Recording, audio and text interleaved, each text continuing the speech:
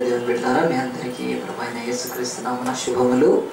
ప్రభు మనల్ని రాత్రి ప్రేమించి ఇంకొకసారి ఆయన మందిరంలో ఆయన ఆరాధించే మంచి కృపను దేవుడు మనకి ఇచ్చాడు. అయితే ఈ యొక్క సంవత్సరంలో దాదాపుగా మరి ఆఖరి ఆదివారము అని మనము అనుమానం లేకుండా ఖచ్చితంగా చెప్పవచ్చు. డిసెంబర్ మాసము మరి ఆఖరి ఆదివారంలో ఈరోజు ఆరాధించి మనము గృహాలకు వెళ్ళకముందు ప్రభు వాక్యం విని మనం వాక్యం ద్వారా మన జీవితాలను సరిదిద్దుకోవడానికి దేవుడు మరి యొక్క అవకాశాన్ని మనకి ఇచ్చాడని నమ్ముతున్నాం. మరి యొక్క రాత్రి వేళ మనం దేవుని వాక్యంలోకి వెళ్ళడానికి ముందు మరి నేను ఒక షాప్కి వెళ్ళాను. కొన్ని రోజుల క్రితం ఒక షాప్కి వెళ్ళి ఒక ఎలక్ట్రానిక్ పరికరాన్ని కొనుక్కోవడానికి వాళ్ళ దగ్గర కూర్చొని మాట్లాడుతున్నప్పుడు కొద్దిసేపు అయిన తర్వాత మరి దేవుని యొక్క సన్నిధిలో మరి దయచేసి మనమందరం వాక్యం వినడానికి ఎలాంటి డిస్టర్బెన్స్ లేకుండా ఉందామో. అయితే ఆ షాప్లో కూర్చున్న తర్వాత నేను వాళ్ళను అడిగినప్పుడు ఈ రేట్ ఇంత, దీని రిబేట్ ఇంత, దీని డిస్కౌంట్ ఇంత అని చెప్పారు. చెప్పిన తర్వాత ఆ మాటల్లో నేను అడిగాను, మరి మీరు గోల్డ్ కాయిన్ ఒకటి ఇస్తా అని ఆఫర్ పెట్టారు కదా అని అడిగాను. అప్పుడు ఆయన అంటున్నాడు, ఆ సేల్స్ మ్యాన్ అన్నాడు, సార్ ఇవ్వటం కుదరదు గోల్డ్ కాయిన్. ఎందుకు అని అంటే ఆఫర్ ఎండ్ అయిపోయింది అని చెప్పాడు. ఆఫరు 2 రోజులు నిన్న కాక మొన్న ఎండ్ అయిపోయింది, అది ఇవ్వటము మీకు వీలు పడదు అన్నాడు. నేనున్నాను, ఒక్క రోజుతోటి 2 రోజులతో ఏం తేడా ఉంది, నేను కొంటున్నాను కదా, చూడు అదేమన్నా నువ్వు ఆ గోల్డ్ కాయిన్ ఇవ్వాలంటే నేను కొంటానన్నాను. అప్పుడు ఆయన ఏమన్నాడంటే, అది నేను ఇవ్వటం వీలు పడదు సార్ నాకు, అయినా వాటికి మీరు అడిగారు కనుక నేను మేనేజర్ని అడుగుతాను. ఆ షాప్లోకి వెళ్ళి మేనేజర్ని అడిగాను. ఆ షాప్లో ఆయనతో మాట్లాడాను, ఎక్స్ప్లెయిన్ చేసినాక సరే మరి నేను కొనే వస్తువు వాళ్ళు నన్ను పోగొట్టుకోకూడదని చెప్పి యాజ్ ఎ కన్జ్యూమర్గా మరి వాళ్ళు వెంటనే ఏం చేశారంటే ఆయన మేనేజర్ లేచి వచ్చి చెప్పాడు, సార్ మేము ఇంకొంచెం డిస్కౌంట్ మీకు ఇస్తాము, కానీ ఇది ఆఫర్ అయితే ఇవ్వలేము, మరి నేను కూడా ఇవ్వలేను ఆఫర్, ఎందుకు మీరు మేనేజర్ కదా మీరు అనుకుంటే ఇచ్చేయచ్చు కదా అంటే ఆయన చెప్తున్నాడు నేను ఇవ్వలేను, ఎందుకంటే నేను ఈ యొక్క స్టోర్లో నేను మరి మేనేజర్గా చేస్తున్నాను, కానీ ఇది మరి చైన్ స్టోర్స్ చాలా చోట్ల ఉన్నాయి ఈ షాపులో, దీని అంతటికి ఒక ఆయన పెద్ద ఆయన ఉన్నాడు, ఆయన పర్మిషన్ లేకుండా నేను ఇవ్వటం వీలు పడదు, ఆఫర్ ఎండ్ అయిపోయింది, అది ఇవ్వటము వీలు పడదు అన్నాడు.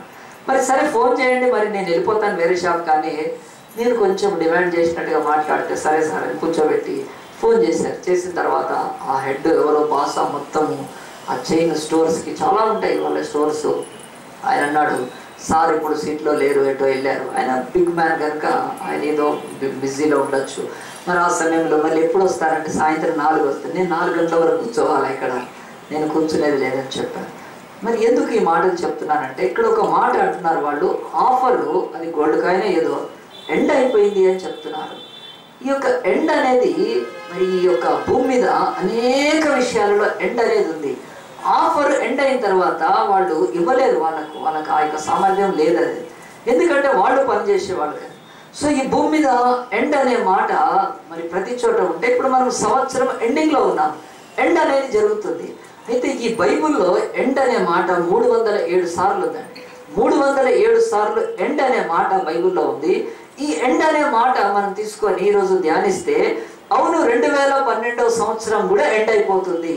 ఈ లోకంలో ఉంటే ఆఫర్లు ఎండ్ కావడమే కాదు, చాలాసార్లు సీజన్ ఎండ్ అయిపోతుంది, చలికాలం అనే సీజన్ ఎండ్ అయిపోతుంది, ఆ తర్వాత మరి పెళ్లిళ్ళ సీజన్ ఎండ్ అయిపోతుంది, ముహూర్తాలు దొరికే సీజన్ ఎండ్ అయిపోతుంది, ఆ తర్వాత మరి చూస్తే ప్రభుత్వాలు కొంతకాలం కాంగ్రెస్ ప్రభుత్వము అది ఇక్కడ ఎండ్ అయిపోవచ్చు, లేకపోతే ఇంకొక ప్రభుత్వము ఎండ్ కావచ్చు. కనుక దేవుని యొక్క సన్నిధిలో ఎండ్ అనే మాట మనం చూస్తే మరి ఈ మాట చాలా మటుకు వాడచ్చు, అనేక చోట్ల జరుగుతూ ఉంది. ఏం ఎండ్ అవుతుంది అసలు చెప్తే ఈ యొక్క బైబుల్లో ధర్మశాస్త్రం అని ఉంది, సీనాయి కొండ మీద యెహోవా దేవుడు ఇశ్రాయేలుకి ఇచ్చాడు, అది ఎండ్ అయిపోయింది అని బైబిల్ చెప్తుంది. క్రీస్తునందున్న వారికి ధర్మశాస్త్రము సమాప్తి అయి ఉన్నది అని, ఎండ్ అయిపోయింది ధర్మశాస్త్రము. ఎందుకు ధర్మశాస్త్రం ఎండ్ అయిపోయిందని చెప్పగలుగుతున్నాము? ఒకప్పుడు పంటికి పన్ను కన్నుకు కన్ను అని చెప్పి వ్యభిచారం చేస్తే ఏదైనా ఒక పాపం చేస్తే రాళ్ళు పెట్టి కొట్టి చంపేవాళ్ళు, ఇప్పుడు ధర్మశాస్త్రం కింద లేవు కనుక రాళ్ళు పెట్టి కొట్టి చంపట్లేదు. అంటే ధర్మశాస్త్రం అనేది బైబిల్లో కూడా ఎండ్ అయిపోయింది. ఇలాగను ఆలోచిస్తూ పోతే భూమి మీద చాలా ఎండ్ అయిపోతున్నాయి. రాజ్యాలు ఎండ్ అయిపోయినాయి, రోమా సామ్రాజ్యం ఎండ్ అయిపోయింది, మన భారతదేశంలో బ్రిటిష్ సామ్రాజ్యం ఎండ్ అయిపోయింది. అలాగనే మరి చూస్తే మన హైదరాబాద్ను పరిపాలించిన నిజాము మీర్ ఉస్మాన్ అలీ ఖాన్ ఆఖరి నవాబు, ఆయన 1947 కాదు 48 వరకు ఉన్నాడు హైదరాబాద్ మీద కింగ్గా.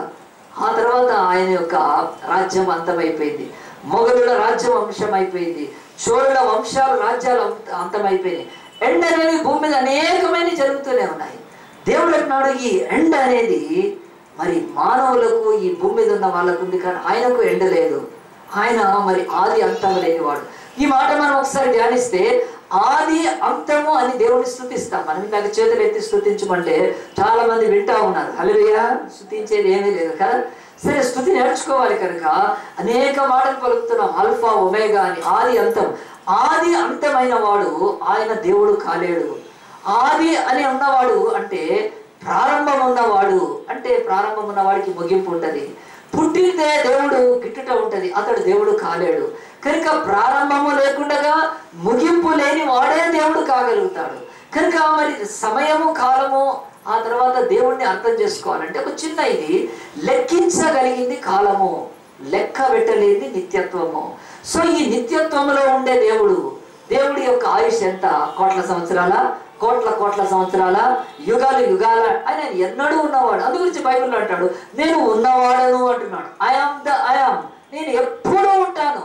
మీరు పిల్లలు ఆ తర్వాత వయసులో పెరిగి ఆ తర్వాత బాలురైతే కౌమార దశలో, యవనస్తులు నడిప్రాయము, వృద్ధాప్యము చచ్చిపోతున్నారు. మీ జీవితంలో ఉండేవాళ్ళు కాదు, కొంతకాలం ఉంటారే, కానీ నేను యుగ యుగాలు ఉండేవాడిని అని చెప్పి దేవుడు అంటున్నాడు. ఈ కాలంలో మానవుడి బ్రతుకును పరీక్షించడానికి, ఈ కాలంలో మరి మనిషి తను మార్పు చెంది దేవుని ఎదుట నిలబడగలటానికి కాలానికి అతీతుడైన దేవుడు ఆయన కాలములో మనల్ని సృష్టించాడు. కాలం ఆయనను బట్టే ప్రారంభమవుతుంది. కాలాన్ని ఆయన ముగింపజేయగలుగుతాడు. సూర్యుడిని, ఈ యొక్క భూమిని, గ్రహాలను తిప్పుతున్నాడు ఆయన. ఆ వేగంలో తిరుగుతుంటే కాలం ప్రారంభమయ్యి మన జీవితాల్లో ఉంది. ప్రతిదానికి కాలం నిర్ణయించాడు. ఏమిటంటే ఒక అమ్మాయి గర్భవతి పిల్లల్ని కనాలంటే 9 నెలల కాలము కావాలి. ఒకడు పరీక్షలు పాస్ అయ్యి ఇంకో సంవత్సరం వెళ్ళాలంటే 1 సంవత్సర కాలము కావాలి. Academic year. ప్రతిదీ కాలంతో దేవుడు జరిగిస్తున్నప్పుడు ఆయన మాత్రము కాలంలో లేడు కనుక బైబిల్ అంటుంది అన్నిటికీ ఎండున్నా దేవుడికి ఎండుండదు. కనుక ఎప్పుడైనా దేవుడు ఆదియు అంతము అంటే, అల్ఫా ఒమేగా అంటే ఆయన ఏమని చెప్తున్నాడంటే, ఈ ఫలానా దానికి నేను ఆదిని, దీన్ని ముగించే అంతాన్ని నేనే. అంటే ఈ భూమిని ప్రారంభించాను, భూమిని ముగిస్తాను. భూమికి ఆదిని నేనే, భూమికి అంతాన్ని నేనే అంటున్నాడు తప్ప భూమి అంతంతో పాటు నేను అంతమైపోతానని చెప్పట్లేదు. అలాగనే భూమి పుట్టినప్పుడు నేను పుట్టాను అనట్లేదు. ఆయన భూమి పుట్టక ముందే ఉన్నాడు. అందు గురించి ఆదికాండం మొదటి వచ్చాం, ఆది యందు దేవుడు భూమి ఆకాశములను సృజించనన్నప్పుడు ఆది యందు అంటే ఒక ప్రారంభాన్ని పెట్టుకొని, జనవరి 1న నేను సిగరెట్ తాగడం మానేస్తాను అని ఒక పెట్టుకున్నారు అనుకోండి. అలాగునే దేవుడు ఆది అంటే ఒక కాలం తీసుకొని భూమిని ఆయన సృష్టించినట్టు చెప్తాను. ఇవన్నీ నేను ఎందుకు చెప్తున్నానంటే, ఈరోజు ప్రతిదానికి ఎండుంటే మనకు ఇవ్వబడిన ఈ 2012వ సంవత్సరం కూడా రేపటితో ఎండ్ అయిపోతుంది. మరి ఎండ్ అనే మాట బైబిల్లో 307 సార్లు ఉంటే మన జీవితంలో ఈ ఎండింగ్ అనేది ఎట్లా చేయాలి? నిజంగా ఎండింగ్ అంటే ముగింపు ఎట్లా చేయాలి? కనుక దాదాపుగా నెల రోజుల నుంచి సిద్ధపడుతున్నారు. ఎట్లా ముగించాలంటే 31వ తారీఖున సాయంత్రం నుంచి ఏం చేయాలంటే, ఆఫీస్ నుంచి వచ్చేసిన తర్వాత ఇక రెడీ కావాలి కదా, బాగా స్నానం చేసి పౌడర్లు పూసుకొని ఇక ఆ తర్వాత గింతులు స్టార్ట్ చేయాలి, చిందులు వేయాలి, తాగాలి, ఆ తర్వాత ఊగాలి, ఆ తర్వాత రోడ్ల మీద అరుచుకుంటూ తిరగాలి. ఇవన్నీ లేకపోతే అంతం ఎట్లా అంటే, ఆ టీవీ డబ్బా పెట్టుకొని దాని ఎదురుగా కూర్చొని అలాగున ఈ ఇయర్ ఎండ్ చేయాలి. ఎందుకంటే చాలా మంది అండి ఒక్క రాత్రికి లక్షల రూపాయలు పెట్టి ఈ 31వ తారీఖు ఎండ్ చేయడానికి ప్రపంచము విందులతో చిందులతో సిద్ధపడుతుంది. దేవుడు అడుగుతున్నాడు, మన బ్రతుకుల్లో కూడా ఎండ్ అంటే అట్నే చేయడమేనా? దేవుని విడుదల అంటే మేము ఇప్పుడు చేస్తాం బ్రదర్, మేమేం చేయము. కనుక మేమైతే చర్చకు వస్తాం 31వ తారీఖున టుక్కు అనుకుంటూ వచ్చి కూర్చొని 2 పాటలు పాడతాం, ఆ పాస్టర్ ఒక ఛాయ్ ఇస్తాడు, ఖర్చు లేకుండా ఎండింగ్ అయిపోతుంది. పెద్ద ఖర్చు లేదు. అదేదో పార్టీలకు పోవాలంటే వేల రూపాయలు అడుగుతారు, సెంటులు కొట్టుకోవాలి, కొంచెం డ్యాన్స్ రావాలి, లైట్గా నేసుకోవాలి, ఇవన్నీ ఉంటాయి. అవన్నీ మాకేమీ లేవు. ఇక్కడికి వస్తే ఏ ఖర్చు ఉండదు కదా, ఏదో ఛాయో కేకో ఇస్తారు, హ్యాపీగా అని చెప్పి ఎంత సింపుల్. అంటే అలాగే చర్చికి రావడము మనం మంచి ఎండింగ్ చేస్తున్నాం అనుకుంటున్నామా? కదండి. చాలా మంది మరి గుళ్ళకి వెళ్ళే వాళ్ళు కూడా ఉన్నారు, టెంపుల్స్. బైబుల్ చెప్తుంది మన ఎండింగ్ ఎలాగునా చేయాలి. ఎండ్ అనే మాట ఎందుకు తీసుకొని చెప్తున్నానంటే, ఇంకొక రోజైతే మన బ్రతుకుల్లో ఈ సంవత్సరం ఎండ్ అయిపోతున్నప్పుడు మనము కొత్త సంవత్సరం మీద ఎన్నో ఆశలు పెట్టుకున్న మనము బైబిల్లో ఒక ఎండింగ్ గురించి ఉంది. దాన్ని మీకు రాత్రి చూపిస్తాను. దేవుని యొక్క వాక్యంలో తీద్దాం మనమందరం కూడా. 1 సమూయేలు గ్రంథంలో దేవుని యొక్క వాక్యం చెప్తుంది. ఫస్ట్ శామ్యూయల్, మొదటి సమూయేలు గ్రంథంలో దేవుని యొక్క వాక్యము మరి 7వ అధ్యాయంలో ఇలాగున రాయబడింది. ఏమనుందంటే చూడండి 2వ వచనంలో, మందసము కిర్యాతారీములో ఉన్న కాలము 20 సంవత్సరములాయెను. ఇశ్రాయేలు అందరూ యెహోవాను అనుసరింప దుఃఖించుచుండగా, దేవుని వాక్యం ఒక మాట చెప్తూ మనల్ని అర్థం చేసుకోమని, ఇశ్రాయేలు అనే దేవుని జాతి ప్రజలు, వాడు యెహోవా దేవుణ్ణి తప్ప విగ్రహాలను మొక్కని వాళ్ళు. అలాంటి ఆ యొక్క ప్రజలు 20 సంవత్సరాలు ఫిలిస్తీన్ అనే అన్య దేశం కింద అనంతరం దొక్కబడి, బానిసత్వముతో వాళ్ళ కింద నలగొట్టబడి, వాళ్ళ పాడి పంటలు లాక్కోబడుతూ, వారి పిల్లల్ని ఎత్తుకొని పోతూ, నీచమైన బ్రతుకుతూ వాళ్ళు పరదేశపు యొక్క పాలన కింద, బానిసత్వం కింద 20 ఏళ్ళు గడిచిపోయిందండి. అప్పటికి గడిచిపోయినప్పుడు ఏం చేశారంటే, మా బతుకులు ఇట్లా ఎందుకున్నాయి, మేము ఎందుకు ఇలాంటి స్థితిలో ఉన్నాము, ఈ దుఃఖము, ఈ బాధ, ఈ అన్య పరిపాలన, ఈ యొక్క బానిసత్వం, ఊడిగత్వము, ఈ దోపిడీ ఎందుకుంది మాకని చెప్పి ఇశ్రాయేలు ఏం చేశారంటే గ్రహించారు. బుద్ధి వచ్చింది, మనం దేవుణ్ణి వదిలిపెట్టాం కనుక అని చెప్పి ఏం చేశారంటే, దేవుడికి మరి ఈ భూమి మీద మధ్యవర్తులు ఉన్నారు, ఆ ప్రవక్తలే. కానీ వాళ్ళ దేశంలోనే సమూయేలు అని ఒక ప్రవక్త ఉన్నాడండి. శామ్యూయల్ అంటారు ఇంగ్లీష్లో, తెలుగులో సమూయేలు ప్రవక్త దగ్గరికి వెళ్ళి అన్నారు, అయ్యా మేము యెహోవాను అనుసరించడానికి, అంటే దేవుణ్ణి వదిలిపెట్టాను ఇంతకాలం, ఇప్పుడు దేవుణ్ణి అనుసరించడానికి ఇష్టపడుతున్నాము అని అనగానే ఆయన ఏం చేశాడంటే, ఆయన తప్పిపోయి, అబ్బాయిగా మీరు మారారు కనుక మనందరం పండగ చేసుకుందాం అనుకోలేదు. కానీ ఆయన నమ్మలేదండి, ఆయన ట్రూ ప్రాఫిట్ ఆయన కనుక ఆయన ఏం మాట చెప్పాడు చూడండి బైబిల్లో. దేవుని యొక్క వాక్యం 3వ వచనం 7వ అధ్యాయంలో మొదటి సమూయేలు ఇశ్రాయేలు అందరితో ఇట్లనెను, మీ పూర్ణ హృదయంతో యెహోవా యొద్దకు మీరు మళ్ళుకొన్న ఎడల అన్య దేవతలను, అస్తారోతు దేవతలను మీ మధ్య నుండి తీసివేసి పట్టుదల కలిగి యెహోవా తట్టు మీ హృదయంలో త్రిప్పి ఆయనను సేవించుడి, అప్పుడు ఆయన ఫిలిస్తీన్ల చేతిలో నుండి మిమ్మల్ని విడిపిస్తాడు. మీరు మాటతో అంటే సరిపోదు, మీరు పెదవులతో అంటే సరిపోదు, మీరు క్రియారూపకంగా మీరు తిరగండి. ఎట్లా తిరగాలి నేను చెప్తున్నాను వినండి. 3 సంగతులు చెప్తున్నాను. ఫస్ట్ డైరెక్టింగ్, మీ హృదయాన్ని యెహోవా తట్టు తిప్పండి. ఇంత కాలము మీరు మనుషుల వైపు, లోకం వైపు, దేవతల వైపు, పనికిమాలిన వాటి వైపు మీ దృష్టి ఉంచారు. కానీ ఇప్పుడు మీ దృష్టి దేవుడి వైపు తిప్పండి. మొదటి చెప్పండి. రెండోది డిస్పోజింగ్, అంటే మీ మధ్యలో అన్య దేవతలు, అస్తారోతు దేవతల్ని తీసి బయట పరేయండి. అవి మీ మధ్యలోనే తిష్ట వేసుకొని, కనుక మీరు యెహోవా దేవుడు ప్రజలయ్యండి, ఈ విగ్రహాలను పూజించకూడదు, తీసిపారాడు. 3వది ఏమన్నాడంటే, అవి 2 మాత్రమే సరిపోదు, ఎస్టాబ్లిషింగ్, అంటే పట్టుదల కలిగి యెహోవాను సేవించాలి. అంటే ఇవి మన భాషలోకి తర్జుమా చేసుకుంటే ఈరోజు యెహోవా తట్టు తిరిగినట్టే ఉన్నారు, యేసుక్రీస్తు తట్టు కదండి. ఒక కన్నుతో ఇంకోవైపు చూస్తూనే ఉన్నారండి. దేవుడి వైపు చూసేది కానీ మనసు ఎక్కడుంది, ఇంకెటో ఉంది. దేవుడు అన్నాడు ఇలాంటిది కాదు. రెండవది డిస్పోజింగ్ ఆఫ్ ఐడల్స్, అంటే ఆ యొక్క విగ్రహాలను తీసిపడేమన్నాడు. ఈరోజు మనమేం విగ్రహాలను పెట్టుకోమే. దేవుడు అంటాడు మన గుండెల్లో ఉంటాయి విగ్రహాలు. నీ కూతురిని, నీ కొడుకుని ఎక్కువ ప్రేమిస్తే అదే నీకు విగ్రహం నీ మనసులో. నీ వ్యాపారాన్ని ఎక్కువ ప్రేమిస్తే అదే నీకు విగ్రహం. నీ ఉద్యోగాన్ని ఎక్కువ ప్రేమిస్తే అదే నీ యొక్క విగ్రహం అని బైబిల్ చెప్తుంది. కనుక దేవుడు అంటున్నాడు ఆనాడైనా ఈనాడైనా దేవుని తట్టు తిరిగినప్పుడు మన హృదయంలో కూడా విగ్రహాలు లేకుండా. 3వది పట్టుదల కలిగి సేవించాలి. ఎట్లా ఆదివారంకి ఒకసారి కనపడి, మళ్ళీ లేకపోతే క్రిస్మస్కు కనపడి, మళ్ళీ టాటా బాయ్ బాయ్ అంటే అది పట్టుదల కలిగి అండి. బైబిల్ చెప్తుంది మీరు పట్టుదల కలిగి సేవించడం అంటే నిరంతరం ఆయన ఆజ్ఞలను గైకొనటము, ఆయన మార్గాల్లోంచి తప్పిపోకుండటము, ఆయన యొక్క సన్నిధిని ఎడబాయకుండటము, అది పట్టుదల కలిగి సేవించటము. ఈ యొక్క మరి ఆదివారపు క్రైస్తవ్యము, ఆదివారం కనపడి మళ్ళీ మాయమైపోయే క్రైస్తవం లాంటిది కాదు అని వాళ్ళకు కూడా ఆనాడు చెప్పినప్పుడు వీళ్ళు చెప్పిన ఆ మాట చాలా కఠినంగా ఉంది. ఇవన్నీ మనం చేయగలుగుతామా అని అనుకోలేదండి. ఇశ్రాయేలు ఏమనుకున్నారు తెలుసా? ఇప్పుడు మనం మారకపోతే మన బతుకుల్లో ఏం మిగలదని చెప్పి వాడు మారతామని చెప్పారు. అంత మాత్రాన సమూయేలు నమ్మలేదు. కానీ మీరందరూ మిస్పాకు రమ్మని చెప్పాడు. మిస్పా అనే ఒక ప్లేస్కి రమ్మన్నాడు. వచ్చి ఏం చేయాలని అంటే ప్రార్థన చేయాలి. ఎవరు ప్రార్థన చేయాలి? మీరు ప్రార్థన చేయాలి, నేను కాదు. మీరు కన్నీళ్లతో ప్రార్థన చేయాలి. నీళ్లు కుమ్మరించినట్టు మీ గుండెలు కుమ్మరించి మీరు పశ్చాత్తాపడి ప్రార్థన చేయాలి రమ్మన్నాడు. అందరూ జనులు లేచిపోయారు.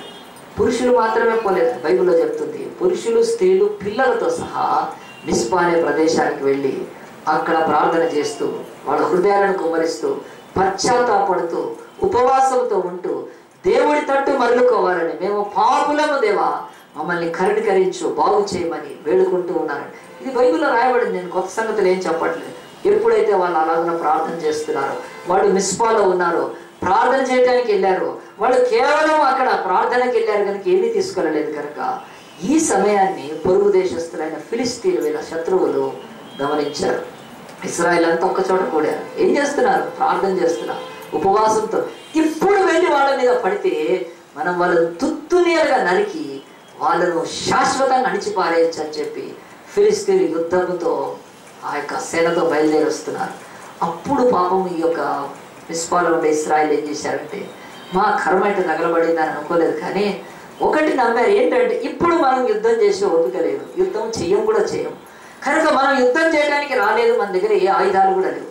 ఒకవేళ యుద్ధం చేయడానికి ప్రయత్నం చేస్తే ఆయుధాలు పట్టుకొచ్చిన వాళ్ళు పిల్ల పాపాన్ని చంపి పారేస్తారు కనుక వాళ్ళు ఆ పని చేయలేదు. కానీ వాళ్లకు ఉన్న జ్ఞానం అప్పుడు ఏంటంటే, మనము దేవుడి సన్నిధిలో ప్రార్థన చేస్తే దేవుడు ఆలకించాడని వాళ్లకు మధ్యవర్తిగా ఉన్న సమూయేలును వేడుకున్నారండి. బైబిల్లో స్పష్టంగా ఉంది చూడండి.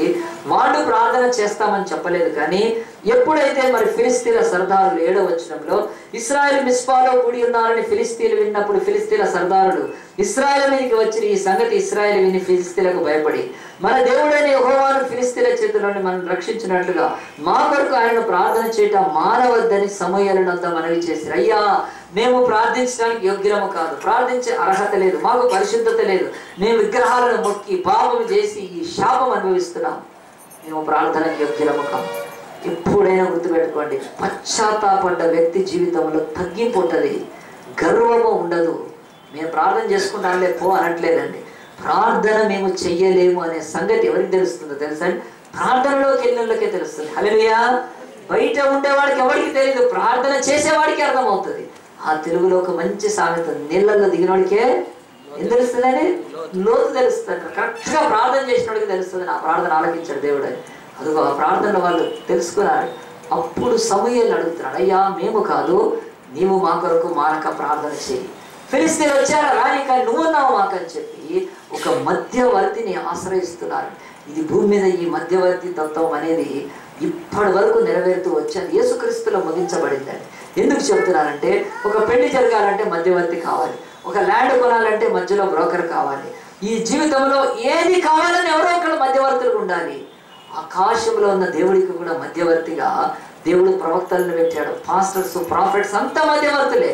కనుక వాళ్ళ దగ్గరికి వెళ్తే వాళ్ళు ఏం చేస్తారంటే, ప్రార్థన చేస్తామని చెప్పి వాడు ప్రార్థన చేయకపోతే వాళ్ళు దుర్మార్గులు అవుతారు. కానీ సమూయేలు లాంటి వాళ్ళు ప్రార్థన చేస్తే దేవుడే నియమించాడు కనుక అది నెరవేర్చి చాలా మంది మాకు ప్రేయర్ రిక్వెస్ట్ ఇస్తారు, నాకు మేము తీసుకొని దేవుడి సన్నిధిలో ప్రార్థన చేస్తామే తప్ప మేము ఇది మీకు అయిపోతుందని చెప్పి అట్లా అయిపోతుందని చెప్పేవాళ్ళు దొంగ సేవకులండి. ఎన్నడూ కూడా దేవుడు చెప్పట్లేదు, మాకు ఆ మాట దేవుడు ఇవ్వలేదు. వాగ్దానాలు నమ్మాలి, పోవాలి తప్ప నీకు 2 నెలల్లో బాగా అయిపోద్ది కదా, నీకు పిల్లలు లేరైతే అరటిపండు తీసుకొని రా, నేను ప్రార్థన చేసిస్తా. ఈ దొంగ ప్రార్థనలు సమూయేలు చేయలేదండి. ఈరోజు ఏ సేవకుడు చేయడు కదండి. పిల్లలు పుట్టకపోతే అరటిపండు తింటేనా?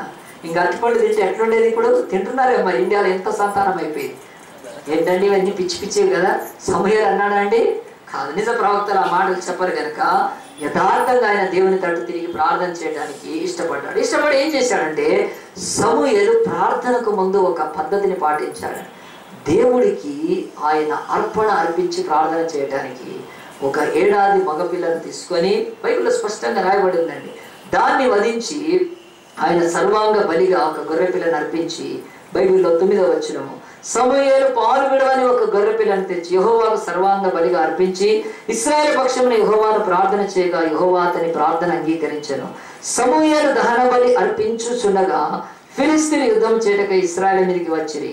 అయితే యెహోవా ఆ దినమున ఫిలిస్తీన్ల మీద మెండుగా ఉరుములు విరమించి వారిని తారుమారు చేయగా వారు ఇశ్రాయేలు చేత ఓడిపోయి.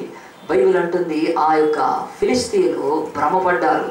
ఆయుధాలు లేవు వీళ్ళ దగ్గర కత్తులు కటాలు లేవు. వీళ్ళు ఉపవాసంతో ఉన్నారు, ప్రార్థనతో ఉన్నారు, దుఃఖంతో ఉన్నారు, బలహీనతలో ఉన్నారు.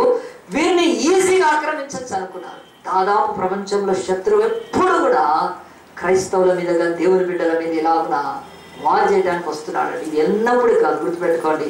మన కుటుంబాలలో ఈ 2 చేతుల ప్రార్థనకు సూచనగా ఎక్కడైనా ప్రేయర్ అంటే ఇది ఒక బొమ్మ వేస్తారండి. ఎంత చాలా బాగా అనిపిస్తుంది ఆ బొమ్మను చూసినప్పుడు. 2 చేతులు జోడిస్తే ఈ చేతుల్లో ఏ ఆయుధం లేదు, కానీ ఈ 2 చేతులు జోడించినప్పుడు ఇదిగో ప్రార్థన పైకి వెళ్ళినప్పుడు, ఆ సర్వాంగ బలితో ఆ యొక్క అర్పణ ధూపం పైకి వెళ్ళినప్పుడు ఆ ఇంపైన సువాసనకు దేవుడు అన్నాడు, మీరు యుద్ధము చేయనక్కర్లేదు, మీరు ఆయుధం పట్టుకోనక్కర్లేదు, అసలు మీ ఆయుధము ప్రార్థన కనుక మీరు ప్రార్థన అనే ఆయుధాన్ని పట్టుకున్నప్పుడల్లా నా శత్రువులను మీ శత్రువులను తుత్తునీలుగా చేస్తానని దేవుడు ఆయన వేల సంవత్సరాల నుంచి చెప్తున్న మనుష్యులు మాత్రము దేవుని బిడ్డలతో సహా క్రైస్తవులతో సహా ఏది వచ్చినా ప్రార్థన చేయరండి. ప్రార్థన ఎప్పుడు చేస్తారంటే అన్ని నాశనం అయిపోయినప్పుడు అప్పుడు వస్తారు. దేవుడు అంటాడు అప్పుడు కాదు. దేవుడు అంటున్నాడు నీ జీవితంలో ప్రతిరోజు ప్రార్థన చేయడము నీవు నీ ఆయుధాన్ని సానబెట్టుకున్నట్టు. క్రైస్తవులు ప్రార్థన పక్కన పెట్టినప్పుడు శత్రువు చెలరేగిపోతాడు. నీ కుటుంబంలో ప్రార్థన పక్కన పెట్టినప్పుడు అప్పుల పాలయ్యి చివరికి అరణ్య పాలైపోతారు. నీ వ్యక్తిగత జీవితంలో ప్రార్థన పక్కన పెట్టిన తర్వాత నీ జీవితం ఎండిపోవడం మొదలు పెడుతుంది. ఇది బైబిల్ చెప్తున్న సత్యం. ఎందుకు ప్రార్థనకు రమ్మంటాం? ఆదివారం ఆరాధన తర్వాత ఎవరైనా వస్తున్నారా? ఒక శుక్రవారం ఇక్కడ ప్రార్థన పెడితే వస్తున్నారా? రావట్లేదు. ఎందుకంటే మనకి ఇది అలవాటు అయిపోయింది. ఆదివారపు ఆరాధనలు అలవాటే. ఆదివారం వాక్యమే ఆరాధిస్తాం కానీ ప్రార్థన ఎలా చేస్తున్నాం? ఏదో ఇందాక మరి సహోదరి సుమలత కొద్దిసేపు చేసింది కానీ అందరు చేయాలిగా, అందరికీ రావాలిగా. ప్రార్థన నీ ఆయుధం అది. అయితే దేవుని బిడ్డలారా సమూయేలు ప్రార్థన చేస్తుండగానే ప్రార్థన చేస్తున్నప్పుడు ఆ యొక్క ప్రార్థన పైకి వెళ్ళింది. పై నుండి మెరుపులను తీసుకొని వచ్చిందండి. ఫిలిస్తీన్లు అయితే వచ్చారు యుద్ధం చేద్దామని. పై నుంచి మెరుపులు పడుతుంటే ఇంకేం మెరుపులతో యుద్ధం చేస్తారు?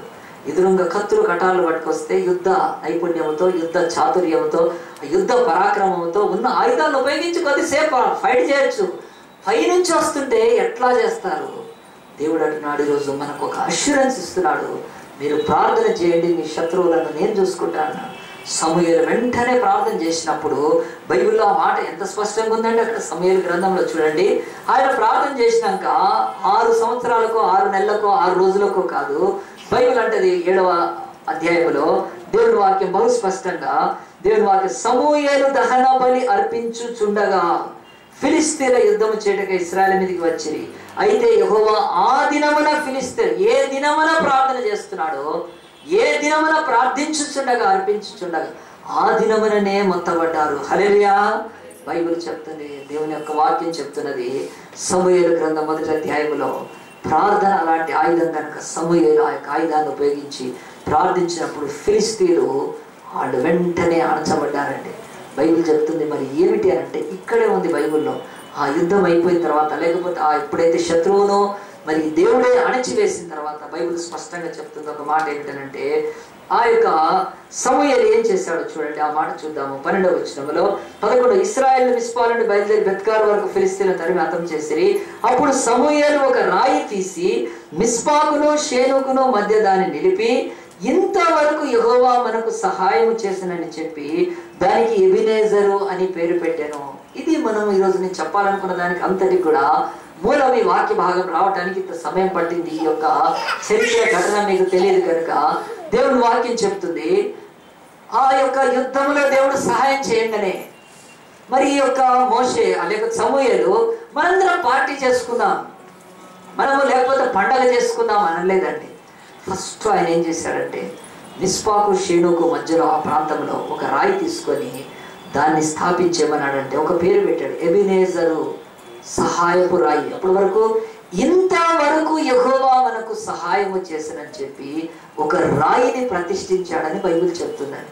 ఎందుకు ఈ మాటలు చెప్తున్నా అంటే రాయి ప్రతిష్ఠించింది ఆ రాయిని మొక్కుమని కాదు, ఆ రాయిని ఆరాధించమని కాదు కదండి. ఈరోజు ఇవాళ రేపు ఎక్కడన్నా రాయి పెట్టారంటే ఏమవుతుందండి, మెల్లగా దానికి కొంచెం అవి పూస్తే ఆ రాయి ఏమవుతుందో తెలుసా అండి, ఎంత ఉంటుంది. అది ఏమవుతుందంటే రాయి వెంటనే ప్రెగ్నెంట్ అవుతుంది. అది ఇంత సాగుద్ది రాయి. ఆ తర్వాత ఏమైందంటే దానికి బాగా కొవ్వు పెరుగుతుంది, అది ఇంకొంచెం విశాలమవుతుంది. ఆ రాయికి ఇటు 3 షటర్లు ఇటు 3 షటర్లు షాపులు వచ్చేస్తాయి. ఆ తర్వాత అది బలిసి అది ఏం చేస్తుందంటే రోడ్డు మీదకి వచ్చేస్తుంది ఆ రాయి. హల్లెలూయా. అట్లాంటి రాయి పెట్టలేదండి. రాయి అంటే మళ్ళీ బైబిల్లో కూడా ఉంది, రాజులు మొక్కుదా మనము దానికి అది పూసి ఇది పూసి అనుకునేరు. సమూయేలు రాయిని పెట్టడానికి కారణము రాయిని మొక్కుమని కాదు, రాయిని ఆరాధించమని కాదు, రాయికేసి గుడి కట్టుమని కూడా కాదు. ఒక ఇశ్రాయేల్లో ఉన్న ఒక దౌర్భాగ్యత ఇక కొనసాగకూడదని ఆ రాయిని పెట్టాడు. ఏంటో తెలుసా రాయి? ఆ రాయిని క్రీస్తుగా ప్రతిష్ఠించాడండి. ఎందుకంటే యేసుక్రీస్తుకు అనేకమైన నామాలు ఉన్నాయి, అనేకమైన అలంకార నామాలు ఉన్నాయి. యేసు ప్రభు ఆయన గొర్రె పిల్ల, అని అంటే మనం గొర్రెల్లో పోయి గొర్రెని చూసి యేసు యేసు యేసు అని గొర్రెనకు పోతామా? కాదండి, అది అలంకరణ, అంతే కదా. మరి యేసు ప్రభు సింహం అని అంటే సింహం చూసినాక యేసు ప్రభు కానీ అవన్నీ పోలికలు. అలాగే యేసుకు ఒక రాయి పోలిక ఉందండి బైబిల్లో స్పష్ట.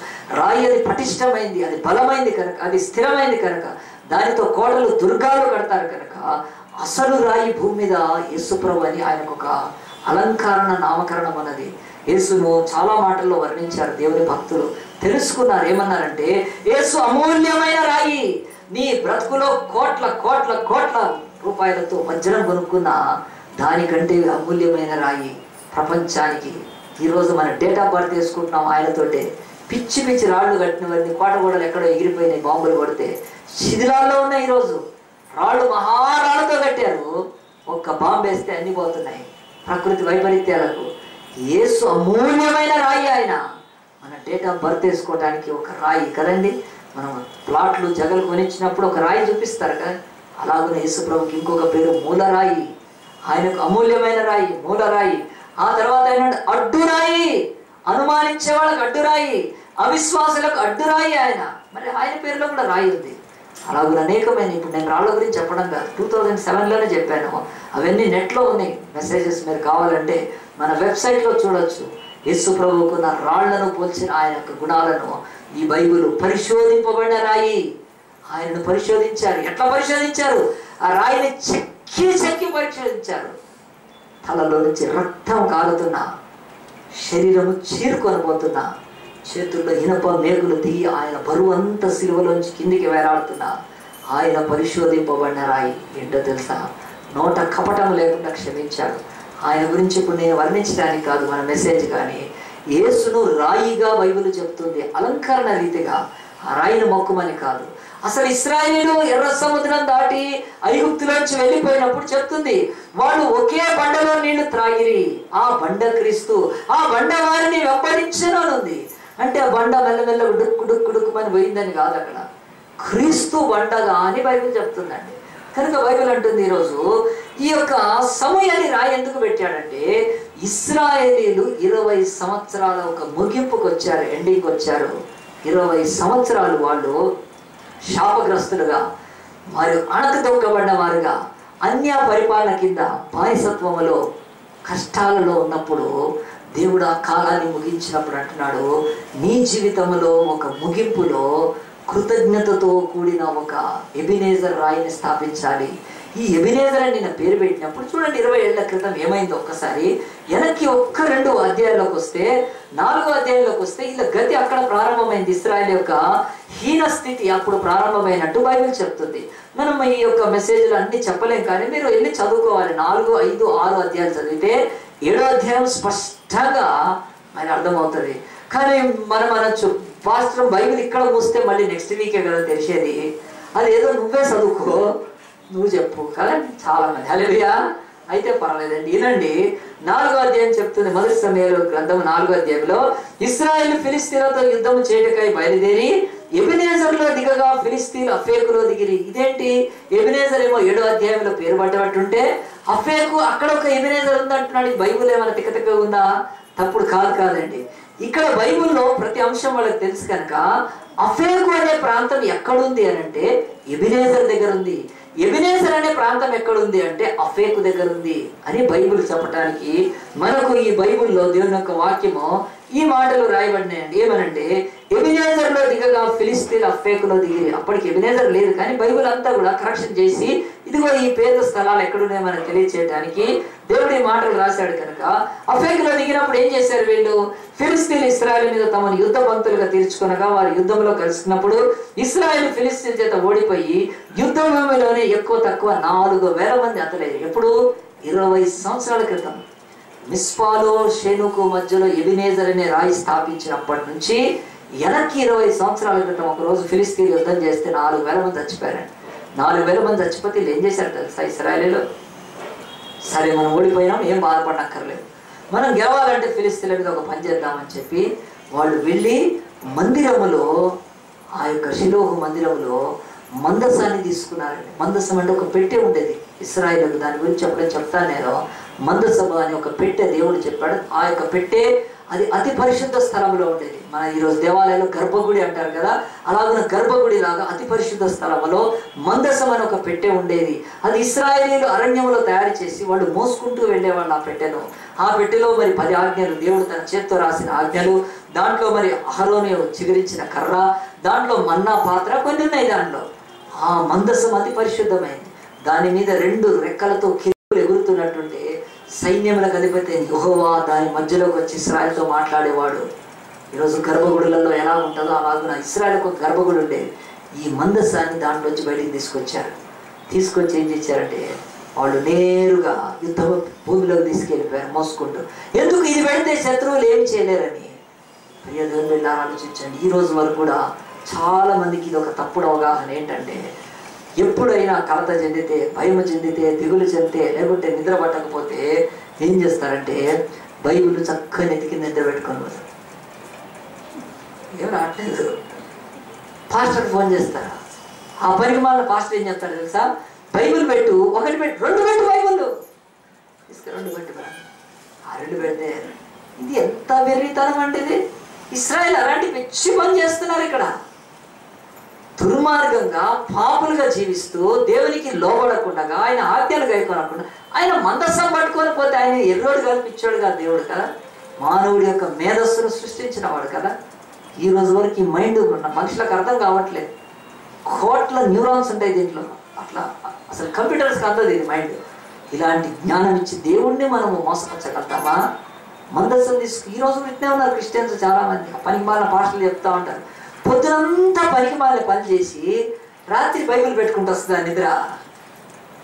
దేవుడు అంటున్నాడు ఇచ్చటి నిద్ర వస్తుంది ఇది. దేవుడు అలాగనే ఇశ్రాయేల్ ప్రయత్నం చేసినప్పుడు ఎప్పుడైతే మందసం యుద్ధ భూమిలోకి వెళ్ళిపోయిందో ఫిలిష్తీయులు వాళ్ళు అన్నారు, అమ్మో దేవుని యెహోవా మందసం వచ్చింది. ఆయన ఐగుప్తును గడగడలాడించి సర్వ ప్రపంచ రాజ్యాలను ఆయన గడగడలాడి, ఆయన వస్తే మనం చచ్చిపోతామని ఫిలిష్తీయుల దండు వాళ్ళు గుండెలు అలసిపోయి వాళ్ళు పారిపోదాం అనుకున్నారు. కానీ అన్నారు ఎట్లా పారిపోయినా చచ్చిపోయినా కానీ మనమైతే యుద్ధం చేసి చూద్దామని చేశారండి. యుద్ధం చేస్తే నిజంగా ఏమైందో బైబిల్లో మీరు చదువుకోండి. 4వ అధ్యాయంలో ఇశ్రాయేలీయులు 30,000 మంది చచ్చిపోయారండి. హల్లెలూయా. మందసము తీసుకొని పోయినంత మాత్రాన గెలవలేదండి. మనిషి మదిలో పాపము పొర్లుతూ ఉన్నప్పుడు ఏ మందసాల దగ్గరికి పోతే వస్తుందండి. దేవుడు అలాగున వెర్రివాడు కాలేదు. మందసంతో పాటు అప్పచెప్పేశాడు ఫిలిష్తీయులకు తన మందసాన్ని ఫిలిష్తీయుల చేతికి. ఫిలిష్తీయులు అనుకున్నారు, అమ్మో యెహోవా దేవుడు మందసం ఏం చేయలేదు కనుక దీన్ని పట్టుకొని పోదామని తీసుకెళ్ళిపోయారు. వాళ్ళు నానా బాధలు పడ్డారు. ఎప్పుడైతే హోఫ్ని ఫినెహాస్ అని ఏలీ కుమారులు 2 కూడా యుద్ధంలో ఉంటే చచ్చిపోయారు 2. ఒక అతను దూరం నుంచి వచ్చి కబురు చెప్పాడు, ఏమని? అయ్యా మందసము పట్టబడింది, నీ 2 కొడుకులు చచ్చిపోయారని చెప్పారు ఏలీకి. ఆనాడు ఉన్న ప్రీస్ట్ యాజకుడికి. ఆయన 98 ఏళ్ళు, ఆయనకు కళ్ళు కనిపించట్లేదు, చెవులు వినిపిస్తాయి, మాట విని వెనక్కు పడితే మెడ విరిగి చచ్చాడండి. ఏలీ అనే యాజకుడు చచ్చిపోయాడు. 2 కొడుకులు యాజకులు చచ్చిపోయారు. ఆ తర్వాత వాళ్ళ కోడలు ఆమె ప్రసవ దినము ఆమెకి వార్త వచ్చింది, అమ్మా నీ భర్త యుద్ధాన్ని చచ్చిపోయాడని చెప్పారు. నీ మామ చచ్చిపోయాడు మెడ విరిగి, దేశము పట్టబడింది, నాశనం అయిపోతుంది అన్నప్పుడు ఆమె ఏం చేసింది తెలుసా అండి? ఆ ప్రసవం నొప్పుల్లో పిల్లని కనింది. బాబుని కన్నప్పుడు ఆ యొక్క డెలివరీ చేసే స్త్రీలు ఏమన్నారంటే, అమ్మా నీకు బాబు పుట్టాడు అంటే బాబు పుట్టాడు కదా అని బతుకుతుందేమో అని. అప్పటికే ఆమె గుండె పగిలిపోయింది. అంది బాబు పుట్టితే ఏముంది, ఎవడు పుడితే ఏముంది, ఇశ్రాయేల్ నుంచి ప్రభావము వెళ్ళిపోయాను, ఈకాబోదు అంది. తన నోరు తెచ్చి చచ్చిపోయింది. ఎందుకు ఈ మాటలు చెప్తున్నానంటే 20 ఏళ్ల క్రితం ప్రారంభమైన ఈ దరిద్రపు ఆ యొక్క కండిషను ఇశ్రాయేలీల్లో ఇప్పుడు నేను చెప్పిన ఆ యొక్క మిస్పాలో ఎండ్ అయిపోయిందండి. చాలా కష్టాలు పడ్డారు. 20 సంవత్సరాలు పాడి పంటలు లేక ఏమీ లేక దౌర్భాగ్యాన్ని అనుభవించిన ఇశ్రాయేలు పశ్చాత్తాపడి మిస్పాలోకి వచ్చి వాళ్ళు కన్నీళ్లతో ప్రార్థన చేసినప్పుడు, సమూయేలు సర్వాంగ బలితో ప్రార్థన చేసినప్పుడు, వాళ్ళు నిజముగా తమ హృదయాలను దేవుని తట్టు తిప్పినప్పుడు దేవుడు 20 ఏండ్ల ఒక భయంకరమైన ప్రస్థానాన్ని బాధను ముగించినప్పుడు అన్నాడు సమూయేలు, మనము ఇదిగో ఎబెనేజర్ స్థాపించాలని ఆయన రాయి పెట్టాడు. ఈ రాయి మీకు చూస్తే గుర్తుండాలి, 20 సంవత్సరాల వ్యధను బాధను కన్నీటిని ఆయన ఇక్కడ ముగించాడు. మీరు మర్చిపోవద్దు. మీరిక ముందు మీ జీవితాలు ఆశీర్వాదం పొందాలంటే ఈ ఎబెనేజర్ అనే రాయి మీ జీవితాల్లో ఉండాలని చెప్పి ఆయన స్థాపిస్తే ఇక్కడ కూర్చున్న మనందరం ఇన్ని ఏళ్ల తర్వాత ఇది ఎందుకు ధ్యానించాలంటే ఈ 2012వ సంవత్సరం ఎండ్ అయిపోతుంది కనుక ఈ ఎండింగ్లో ఒక ఎబెనేజర్ మీరు స్థాపించుకోవాలి. ఈ ఎబెనేజర్ స్థాపిస్తే ఏమొస్తుంది? 2 ఆశీర్వాదాలు బైబిల్లో నేను చాలా క్లుప్తంగా చెప్తాను. బైబిల్లో చూడండి ఏమైంది మరి ఎబెనేజర్ పెడితే, ఈ యొక్క రాయిని స్థాపిస్తే, దేవుడికి కృతజ్ఞత చెల్లిస్తే ఏమైందో ఆ మొదటి సమూయేలు గ్రంథంలో 7వ అధ్యాయంలో ఒక 2 మాటలు ఉన్నాయి చూడండి. ఇది గుర్తుపెట్టుకోండి, తర్వాత మీకు అదే జరగాలని దేవుడు మాట్లాడుతున్నాడు కనుక దేవుని యొక్క వాక్యం చెప్తుంది. ఆయన 12వ వచ్చినప్పుడు సమూయేలు ఒక రాయి తీసి మిస్పాకు షేనుకు మధ్య దాన్ని నిలిపి ఇంతవరకు యెహోవా మనకు సహాయం చేశానని చెప్పి దానికి ఎబెనేజరు అంటే కింద పుట్టినోట్స్ వాళ్ళ భాషలో సహాయపు రాయి అని పేరు పెట్టాను. ఈలాగున ఫిలిష్తీయులు అనబడిన వారై ఇశ్రాయేలు సరిహద్దులలోనికి తిరిగి రాక ఆగిపోయిరి. సమూయేలు ఉండిన దినములన్నిటను యెహోవా హస్తము ఫిలిష్తీయులకు విరోధముగా ఉండెను. ఫస్ట్ బ్లెస్సింగ్ వాళ్లకు ఈ యొక్క ఎబెనేజరు రాయి స్థాపించుకున్నాక దొరికిన ఆశీర్వాదం ఏంటో తెలుసా అండి? 20 సంవత్సరాలు తమకు వ్యతిరేకంగా ఉన్న ఫిలిష్తీయులు అణచబడటం మొదలుపెట్టారు. దేవుడు అణచడం మొదలుపెట్టాడు. ఇది మన లైఫ్లో 2013లో జరగాలంటే దేవుడు అంటారు ఒక ఎండింగ్లో ఒక ఎబెనేజర్ను స్థాపించుకోవాలి. నీ బ్రతుకులో ఎబెనేజర్ స్థాపించినాక దేవుడు ఇంతవరకు నువ్వు ఏ శత్రువుల చేత అణచబడుతున్నావో దేవుడు నీ చేయిని పైగా చేసి నీ శత్రువులను ఆయన అణచడం మొదలు పెడతాడు. ఎంతో మంది శత్రువులు ఈరోజు మనకి ఎంతో మంది ఉన్నారు శత్రువులు. ఒక్కొక్కళ్ళకు వ్యాపారంలో శత్రువులు ఉండొచ్చు, ఒక్కొక్కళ్ళకు మరి కుటుంబంలో శత్రువులు ఉండొచ్చు, ఒక్కొక్కళ్ళకు వాళ్ళ యొక్క మరి ఉద్యోగంలో పనిచేసే దగ్గర శత్రువులు, చాలా మంది ఉంటారు శత్రువులు. ఈ శత్రువులను ఎబెనేజర్ తర్వాత దేవుడు అణచినట్టు బైబిల్ చెప్తుంది. నాకు తెలిసిన ఒక అమ్మాయి ఉందండి. అమ్మాయి చాలా ఏళ్ల క్రితము హైదరాబాద్లో ఉంది. అప్పుడు fasting prayers, all night prayers జరుగుతుండే మా ఇంట్లో. చాలామంది వచ్చేవాళ్ళు. అప్పుడు ఒక అమ్మాయి వచ్చి ఆంధ్ర నుంచి వచ్చి ఒక కాలేజీలో జాయిన్ అయిన తర్వాత ఇంజనీరింగ్ కాలేజీలో జాయిన్ అయింది ఫ్యాకల్టీగా. చాలా మంచి ఎంసీఏ కంప్లీట్ చేసింది, జాయిన్ అయింది ఏదో సబ్జెక్ట్ టీచర్. వెళ్ళి వస్తుంది. ఒక 4 రోజుల తర్వాత ఒకరోజు చాలా దుఃఖంగా వచ్చింది ప్రార్థన. ఏమైంది నీకు అని అడిగాను. అంటే లేదు అన్న, ఇట్లా నాకు చాలా ప్రాబ్లం ఉంది. ఏమిటి అని అంటే మా ఆఫీస్లో ఒకతను నా డిపార్ట్మెంట్లో నన్ను వ్యతిరేకిస్తున్నాడు, నా మీద ఊరికేదో పోయి కంప్లైంట్ చేస్తున్నాడు, నేను చేసేవన్నీ కూడా డిస్టర్బ్ చేస్తున్నాడు, నేను ఏదైనా ప్రాక్టికల్స్కి ఏదైనా కూడా సెట్ చేసుకుంటే వాటిని పాడు చేస్తూ ఉన్నాడు, నా వర్క్లో చాలా డిస్టర్బ్ చేస్తున్నాడు, నేను నన్ను ప్రార్థన చేద్దామన్నాను అని చాలా క్యాజువల్గా తీసుకున్న తర్వాత మళ్ళీ 2-3 రోజుల తర్వాత ఇంకా తీవ్రంగా అయినప్పుడు నాకు డౌట్ వచ్చింది. నేను అడిగాను ఏంటి అని చెప్తే ఎందుకో నన్ను వ్యతిరేకిస్తున్నాడు అన్నప్పుడు నేను అన్నాను ప్రార్థన చేయమని చెప్పాను, కానీ ప్రార్థన నీకు ఫలించదని చెప్పి స్పష్టంగా చెప్పాను. నీ జీవితంలో శత్రువు నిన్ను ఇప్పుడు అణిచివేస్తున్నప్పుడు నువ్వు చేయాల్సిన పని ఏంటంటే శత్రువుతో పోరాటం కాదు, కానీ మొదట నీ జీవితంలో ఇంతవరకు నువ్వు స్కూల్లో ఉన్నప్పుడు, ఇంటర్మీడియట్లో ఉన్నప్పుడు, డిగ్రీలో ఉన్నప్పుడు, ఎంసీఏ చేసినప్పుడు అసలు ఎప్పుడైనా దేవుడు నీకు చేసిన మేళకు నిజంగా కృతజ్ఞత చెల్లించావా అంటే నాకు అంత అనుభవం లేదు అని కాదు. ఇప్పుడు చెయ్యి, నువ్వు నీ శత్రువుతో దేవుడు పోరాడతాడు, యుద్ధం యెహోవాదని చెప్పి వాక్యం అంతా చూపించి చెప్పినాక నమ్మింది, ప్రార్థన చేయడం మొదలుపెట్టింది. తనకు దేవుడు చేసిన మేళ్ళన్నింటినీ కృతజ్ఞత చెల్లించింది. బైబిల్లో కూడా స్పష్టంగా రాదు దేని విషయం చింతించకూడదు, కానీ ప్రతి విషయం నందునో కృతజ్ఞత పూర్వకంగా మీ విన్నపము దేవునికి తెలియచేయండి. ఫిలిప్పీయులకు రాసిన పత్రిక 4వ అధ్యాయము 6వ వచనంలో స్పష్టంగా ఉంది. ఎబెనేజర్ అంటే ఏమిటి అనంటే దేవుడు నీకు చేసిన సహాయాన్ని నువ్వు స్థాపించాలి, దేవుడికి చేతులెత్తి కృతజ్ఞత చెల్లించాలి. ఆ యొక్క మాట చూపించాను. ఫిలిప్పీ 4:6 ప్రకారం చెయ్యి నువ్వు ఫస్ట్ అని. సరే, నా మాట నమ్మింది. ఆ అమ్మాయి ప్రార్థన చేయడం మొదలుపెట్టింది. చేసిన తర్వాత 1 రోజులకు ఆ పరిస్థితి ఇంకా ఎక్కువైపోయిందండి. ఎక్కువైపోతే ఏంటి కారణం అని చూస్తే ఆ అబ్బాయి ఈ అమ్మాయిని ఎందుకు బాధ పెడుతున్నాడంటే అర్థమైంది. అతను ఫస్ట్ క్రిస్టియన్ అంటే వ్యతిరేకి, అసలు క్రైస్తవులు అంటే పడదు అతనికి. అంతేకాదు దాని వెనక గమనించింది ఏమిటంటే వేరే పని ఉంది అతని. హెచ్ఓడి దాకా తీసుకెళ్తే హెచ్ఓడి పిలిచి ఆ అమ్మాయిని మందలించాడు. ఏంటి నీ వర్క్ అంటే నేను కరెక్ట్గా ఉన్నప్పటికీ కూడా కంప్లైంట్స్ రాంగ్గా చేసి ఆ యొక్క మెటీరియల్ అంతా కూడా డిస్టర్బ్ చేస్తూ ఉంటే అర్థం కాలేదు. వచ్చి నాకు చెప్పింది. నేను మనం ఏం చేసేది లేదు, దేవుడికి అప్పచెప్పాను కనుక నువ్వు వదిలిపెట్టేసి అని చెప్పాను. హెచ్ఓడి దాకా వెళ్ళినాక హెచ్ఓడి దగ్గర నుంచి కాలేజ్ మేనేజ్మెంట్కి వెళ్ళింది. ఆ నెలలో ఇంకా పోస్టింగ్ ఉద్యోగం పోతుంది. నేను ఏం తప్పు చేశాను అని చెప్పి బాధపడుతూ ఉంది. 1 రోజులు అయిపోయింది.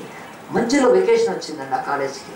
వెకేషన్ వచ్చిన తర్వాత మళ్ళీ జాయిన్ కావడమో లేకపోతే ఆ శాలరీ ఇస్తే తీసుకొని ఇంటికి వచ్చేయడమో అనుకుంటూ మళ్ళీ జాబ్లో జాయిన్ అయింది. హాలిడేస్ తర్వాత 1వ రోజు వాడు కనపడలేదండి, 2వ రోజు కనపడలేదు. కాకపోతే ఎందుకులే ఆయన 3వ రోజు అడిగింది ఏంటి అతను రావట్లేదంటే వెకేషన్కి ముందే అతన్ని పీకేశారండి. హల్లెలూయా. బైబిల్లో చెప్తున్నానండి, నా జీవితంలో ఇలాంటి అనుభవాలు అనేకుల జీవితాల్లో చూశాను కనుక చెప్తున్నాను. బైబిల్ అంటుంది, ఎప్పుడైతే ఈ అమ్మాయి తన జీవితంలో ఎబినేజర్ను స్థాపించుకోగలిగిందో, దేవుడు నన్ను ఎంసీఏలో ఎంత కష్టపడి, మా తల్లిదండ్రులు ఎంత కష్టపడి డబ్బులు కట్టి నన్ను చదివించారు. నేను హైదరాబాద్కి వచ్చి ఒక ఉద్యోగం దొరకడం కానీ నా జీవితంలో ఇన్ని మేళ్ళు చేసినా నా బ్రతుకులో ఎబినేజర్ లేదు కనుక ఇప్పుడు ఎబినేజర్ అనే ఈ సహాయపు రాయిని కృతజ్ఞతతో నేను స్థాపించినాక నా జీవితంలో శత్రువులను అణచివేశాడు అని ఆ బిడ్డ సాక్ష్యం చెప్పగలిగిందని. లేదు, ఇప్పుడు ఇండియాలో కూడా లేదు. ఎందుకు చెప్తున్నానంటే, ప్రియ దేవుని బిడ్డారా, ఆలోచించండి. నీ జీవితంలో ఈ ఎండింగ్లో ఎబినేజర్ అనే రాయి స్థాపిస్తే నీ శత్రువులను అణచివేస్తాడు. ఎవరు ఆ శత్రువులు? కదండి, మన జీవితాల్లో శత్రువులు ఎవరో మనం పోరాడలేక, మనం వారితో పెట్టుకోలేక, వారిని ఏమి చేయలేనప్పుడు దేవుడు అంటాడు, బిడ్డను వారి వైపు కాదు, ఇదిగో మిస్పాలో సమూయేలు చెప్పిన రీతిగా, సమూయేలు చేసిన రీతిగా నువ్వు ఒక ఎబినేజర్ను స్థాపించుకో. ఆ దేవుడు నీ శత్రువులను అణిచివేస్తాడు. ఆయన సమూయేలు బ్రతికున్నన్ని దినములు యెహోవా హస్తము ఫిలిష్తీయులకు వ్యతిరేకంగా ఉంది. నీ హస్తము కాదు, నీ చెయ్యి కాదు, నీ కులము కాదు, నీ ధనం కాదు, నీ పవర్ కాదు. నీ శత్రువు వ్యాపారంలో ఉంటే వాళ్ళను అణిచే బాధ్యత వాళ్ళది.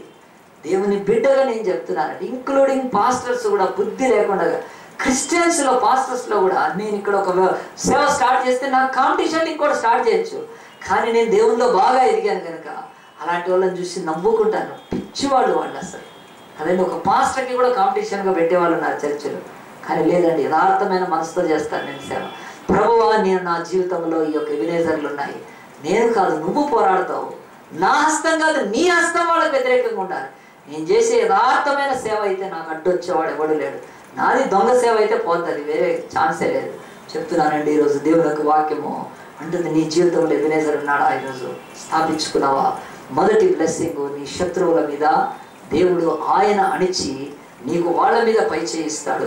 ఇది రెండవది. తర్వాత ఇది మొదటిది, రెండవది చూద్దాం. చూడండి, ఇది చెప్పి నేను ముగించేస్తాను. మొదటి సమూయేలు గ్రంథము 7వ అధ్యాయంలో బైబిల్ చెప్తుంది, దేవుని యొక్క మరియు ఫిలిష్తీయులు ఇశ్రాయేలు వద్ద నుండి పట్టుకొని 14వ వచనమండి, పట్టణములు ఇశ్రాయేలుకు తిరిగి వచ్చెను. ఎక్రోను నుండి గాతు వరకు ఉన్న గ్రామములను వాటి పొలములను ఇశ్రాయేలు ఫిలిష్తీయుల చేతిలో నుండి విడిపించిరి. మరియు ఇశ్రాయేలుకు అమోరీయులకు సమాధానం కలిగింది. 14వ అధ్యాయంలో ఇంకొక బ్లెస్సింగ్ చెప్తుందండి.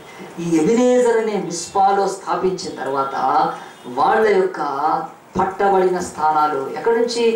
గాతు నుంచి ఎక్రోను వరకు, ఎక్రోను నుండి గాతు వరకు అనేక గ్రామాలు ఫిలిష్తీయుల చేతుల కిందకి వెళ్ళిపోయినాయి. ఆ గ్రామాల్లో పాడి పంటలు బాగున్నాయేమో, అక్కడ మంచి సారమైన భూమి ఉందేమో, వీళ్ళ సొత్తు సాంపాద్యం ఉందో అవన్నీ లాగేసుకున్నారు ఫిలిష్తీయులు. దేవుడు అంటున్నాడు, ఎబినేజర్ స్థాపించిన తర్వాత బైబిల్ అంటుంది, నీవు కోల్పోయినవన్నీ దేవుడు నీకు తిరిగిస్తున్నాడు. వీళ్ళు యుద్ధము చేసి కాదు, లేకపోతే కాదు, దేవుడు మిస్పాలో ఎబినేజర్ పెట్టినాక ఆయన కోల్పోయినవి తిరిగి ఇవ్వడం మొదలుపెట్టాడు ఇశ్రాయేలు. 20 ఏళ్లలో జరగేది ఇప్పుడు జరుగుతుంది. మరి 20 years తర్వాత ఎట్లా అంటే బైబిల్ చెప్తుంది, సమూయేలు ఎబినేజర్లో ఆ యొక్క మిస్పాలో ఎబినేజర్ పెట్టాడు. దేవా, మా సహాయపు రాయి నువ్వని చేసిన మేరకు కృతజ్ఞతగా దాన్ని స్థాపించుకున్నప్పుడు కోల్పోయిన అన్ని తిరిగి సంపాదించుకున్నాను. ఇక్కడ కూర్చున్న మనందరి జీవితాల్లో ఎన్నో రకాలైన, చాలామంది అంటారు, నా డబ్బులు నా దగ్గర కట్టాను, వెళ్ళిపోయారు. మా డబ్బులు ఎంతో మరి కుదవబెట్టున్నాయి. చాలా చోట్ల మనవి పట్టబడి ఉన్నప్పుడు, వేరే వాళ్ళ చేతి కింద ఉన్నప్పుడు ఎట్లా చేస్తాం? ఎవరితో పోరాడతాం? మన శక్తి సరిపోదు కనుక బైబిల్ అంటది, నువ్వు ఎబినేజర్ స్థాపించినాక ఆనాడు దేవుడే ఈనాడు దేవుడు. ఆనాటి ఆ యొక్క శక్తి ఈరోజు ఆయన శక్తి మన పక్షంగా ఆయన పనిచేసి గాతు నుంచి ఎక్రోను వరకు ఉన్నవన్నీ దేవుడు ఇప్పించాడండి వాళ్ళకు. దేవుడు అడుగుతున్నాడు, ఈరోజు నీ జీవితంలో ఏమైనా పట్టబడిందా? నీ జీవితంలో ఎవరి కిందైనా నీవు కోల్పోయినవి ఉన్నావా? మనం ఏ న్యాయస్థానానికి వెళ్ళినా వేస్ట్, కానీ దేవుడి దగ్గరికి వెళ్తే చేస్తాడు. ప్రియ దేవుని బిడ్డలారా, ఒకరోజు ఒక పాస్టర్ చెప్పింది నేను చెప్తున్నాను. ఆయన తమిళనాడులో ఆ పెద్ద చర్చు, ఆ చర్చ్ వాళ్ళు ల్యాండ్ కొన్నారు. ఊరి పొలిమేరలు అవతల ఒక పెద్ద ల్యాండ్, బహుశా అనాథాశ్రమం కట్టడానికి, బైబిల్ కాలేజ్ కట్టడానికి చాలా ప్రాజెక్ట్స్ చేస్తారు. ఆ ప్రాజెక్ట్స్ చేయడానికి పెద్ద ల్యాండ్ కొన్నారు. మర్చిపోయారు, అంటే ఏం చేయట్లేదు, డబ్బు ఉన్నప్పుడు చేద్దామని ల్యాండ్ అయితే కొని పెట్టుకున్నారు, కొన్ని ఎకరాల స్థలం. కొన్ని రోజుల తర్వాత ఏం జరిగిందంటే భూమి వెల పెరగటం మొదలుపెట్టింది, విపరీతంగా పెరిగినాయి మధ్య. అప్పుడు ఈ పాస్టర్ వాళ్ళు ఏం చేశారంటే, మన స్థలమే కదా అది, మరి దానికి హద్దులు ఉన్నాయి, అన్నీ ఉన్నాయి, రిజిస్టర్ ల్యాండే, అది ఏమి దొంగ ల్యాండ్ కాదు. ఆక్రమించింది కాదు కనుక వాళ్ళు ఒకరోజు ఏం చేశారంటే ఆ ల్యాండ్ విషయం పరీక్షించుకుందామని ఒకసారి వెళ్ళిన తర్వాత అక్కడ ఒక ఆశ్చర్యమైన సంగతి కనిపించింది. వీళ్ళ ల్యాండ్లోకి వేరేవాళ్ళు ఎంక్రోచ్ చేసి వీళ్ళ 1-2 ఎకరాల స్థలంలో వాళ్ళు కంచె వేసేసుకొని దాన్ని ఆక్రమించారు. అప్పుడు మాస్టర్ ఆశ్చర్యపడి, ఏంటిది మన చర్చ్ ల్యాండ్ ఇది వీళ్ళు ఆక్రమించుకున్నారని. రోజు పొద్దున్న లేస్తే ఈరోజు మనము దేవాదాయ శాఖ యొక్క భూములన్నీ స్వాహ అవుతున్నాయని కదా రోజు పేపర్లో చదువుతూ ఉంటాం కదా. అన్నీ కూడా మన తర్వాత ముస్లిమ్స్ వాళ్ళ కూడా ఆ యొక్క మరి ల్యాండ్స్ కూడా చాలా చోట్ల ఆక్రమిస్తూ ఉన్నారు. అలాగనే క్రిస్టియన్స్ ల్యాండ్ అయితే ఉంది, ఎవరి ల్యాండ్ అయితే ఉంది, ఆక్రమించే వాళ్ళు ఆక్రమిస్తారు. ఆక్రమించే వరకు ఇప్పుడు ఈయన ఏం చేయాలి? ప్రార్థన చేశాడు, చర్చికి వచ్చాడు, అందరికీ చెప్పాడు, మన ల్యాండ్ మీద అన్యులు ఆక్రమించారు, దాన్ని కబ్జా చేసి పారేశారు, ఇంత ఉంది, ఏం చేద్దామని అంటే ప్రార్థన చేద్దామన్నాడు. ఆయన ప్రార్థన చేయడం మొదలుపెట్టారు. ప్రార్థన చేస్తున్నాడు. ఆయన చెప్పాడు, పాస్టర్ ప్రార్థన కాదు, మన జీవితాల్లో ఇది వచ్చిందంటే వాక్యం చెప్పే పరిస్థితిలో మనం సరిగ్గా గమనించాలి. మన చర్చికి అనేక సంవత్సరాల నుంచి మేలులు చేస్తున్నా సరి అయిన కృతజ్ఞత లేదు మన చర్చికి. చర్చిలో చాలా ప్రోగ్రామ్స్ ఉన్నాయి, డ్యాన్సులతో పాటు అన్నీ ఉంటాయి, కానీ కృతజ్ఞత ప్రార్థనలు ఉండవు సంఘాలలో. సరైన సమయం ఇవ్వరు కదా. మనం ఫస్ట్ అది కాదు, ఎబినేజర్లు పెడదామని చెప్పి ఆయన సంఘానికి బోధించి ప్రార్థన చేసి ఇంతవరకు చేసిన మేళ్లకు దేవా మా చర్చిలో కూడా ఒక ఎబినేజర్ అని చెప్పి ఒక దినమంతా ప్రార్థన, ఒక వారమంతా ప్రార్థన చేయించినాక అప్పుడు ఏం చేశారంటే ఇక్కడ ప్రార్థన కాదు, మనము ల్యాండ్కి వెళ్ళి చేద్దాం అక్కడ అని చెప్పి వాళ్ళ స్థలంలోకి వెళ్ళి అందరూ మోకరించి ప్రార్థన చేస్తారు. మొదట్లో కొత్త బిచ్చగాడు పొద్దెరగడు అన్నట్టుగా దబ అందరూ వచ్చేస్తారండి. వచ్చారు, చాలా మంది వచ్చారు, బాగుంది ఇదేదో, మళ్ళీ వచ్చారు. కొన్ని రోజులు ప్రార్థన చేశారు, ఒక 4 రోజుల తర్వాత ఎవరు రావట్లేదు. పాస్టర్ చెప్పాడు, మీరు అక్కడికి రావాలి, నేను ఎవరికి ఛార్జీలు ఇవ్వను, నేను ఏ బండి అరేంజ్ చేయను, ఎవరైనా వస్తే యథార్థంగా రండి ప్రార్థన చేయండి, మీకు నేను కిరాయి ఇస్తే అది రాజకీయాల మీటింగ్లో అవుతుంది, అది ఎక్కువనంగా డీసీఎం ఎక్కుతారు, దిగమనగానే 100 రూపాయలు అడుగుతారు, తీసుకొని వెళ్ళిపోతారు. ఈ రాజకీయాల మీటింగ్ కాదు ఇది కనుక ఖచ్చితంగా మీ సొంతంగా రమ్మన్నారు. 2వ నెల కూడా కొంతమంది ఓపికతో వచ్చారు. ఇక 2వ నెల ఎండింగ్లో ఉన్నప్పుడు అప్పుడు వెనక నుంచి కూతలు అనిపిస్తున్నాయి చర్చిలోనే. ఏందండి ఇది, మాస్టర్ గారు ప్రార్థన చేయమంటారు, ప్రార్థన చేస్తే ఇదా, మరి చక్కగా మనం కేసు వేయాలి, ఎవరైనా మంచి ఒక ప్లీడర్ని పెట్టుకోవాలి, ముఖ్యంగా రామ్ జెత్మలాని లాంటి ప్లీడర్ని పెట్టుకొని మనం ప్రయత్నం చేయాలి, కానీ ఈ పిచ్చి ఇదేంటి అని చెప్పి వెనక మాట్లాడుతున్నారు. మాస్టర్గా విషయాలు తెలిసిన ఆయన ఏం పట్టించుకోలేదు. కానీ ఒకటి చెప్పాడు సంఘానికి, మీరెవ్వరు వచ్చినా రాకపోయినా నేను నా కుటుంబం వెళ్ళి రోజు అక్కడ ప్రార్థన చేస్తాం తప్ప ఇంకా 2వ నెల దాటి 3వ నెలలో ప్రార్థన చేస్తున్నారంటే కొద్దిమంది యథార్థంగా ప్రార్థన చేస్తున్నారు, ఎబినేజర్ స్థాపించుకొని ప్రార్థన చేస్తున్నారు.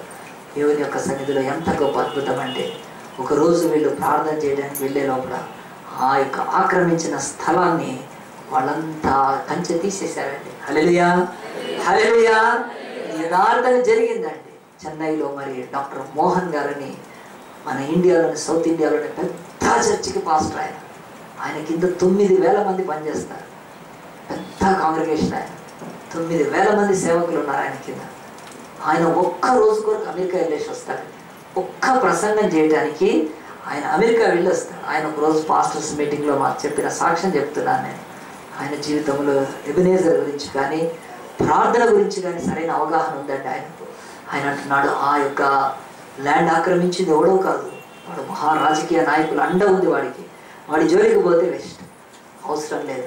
వాడి మీద కోర్టులో వేస్తే ఆయన పాస్టర్ గారు ఒకటి నమ్మారు, ఏమిటంటే ఈ లోకంలో ఉండే న్యాయస్థానాలన్నింటిలో కూడా అన్యాయం ఉంది, పక్షపాతం ఉంది ఈ లోకం న్యాయస్థానాలలో. మన పక్షంగా వాళ్ళు ఇవ్వచ్చు తీర్పు, లేకపోతే పోవచ్చు. కానీ ఒక న్యాయస్థానం ఉన్నది, అత్యున్నతమైన దేవుని సింహాసనము, నీతి న్యాయాల చేత కృపా సత్యాల చేత స్థాపింపబడి యుగాలు యుగాల నుంచి అన్యాయమైన పక్షపాతం లేని ఒక సింహాసనం ఉంది. దాని దగ్గరికి వెళ్ళాలంటే ప్రార్థన కావాలి, ఎబినేజర్ కావాలి.